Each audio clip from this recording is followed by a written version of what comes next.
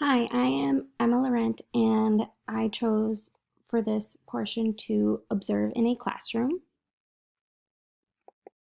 I observed where I work, Yahara River Learning Center, right outside of Madison, Wisconsin. In the classroom next to me, a teacher and I swapped for about a half hour so I could complete this activity.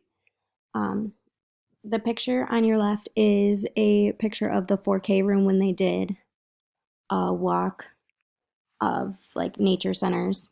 Um, The classroom I'd gone into is called Aspen. All of our rooms are named after trees as we strive to be a nature. This classroom holds our youngest 1-year-olds. What activity did I observe? I observed time where the teacher danced to the music or moved free. There were on and noise or we'll have different materials to with.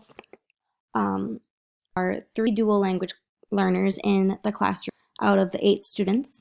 Um, there is a set of twin parent that is moved, and then a family that is from who the mom and dad are both from India and speak. Those songs are from. We played those 2 songs. The first one is the English version of Head, Shoulders, Knees, and then the second song, the Polish version of Twinkle Twinkle.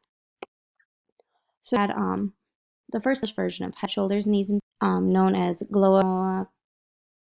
With this song, the teacher pointing to each part of Polish, the touching from their head to their toes. 2 other children that were running around the class. Children were watching with the teacher backs against the wall. Then one child was using with it dragging behind him. The child was standing near the door, taking out the window at the door, patting it. So I thought this was really cool because I had twins older 3 years ago in my very first classroom. And I would play Awesome to See. Played the Telugu songs. It was walking to a dramatic play with a spoon in hand, heard them kind of turned their head with a grin on their face and started coming towards us.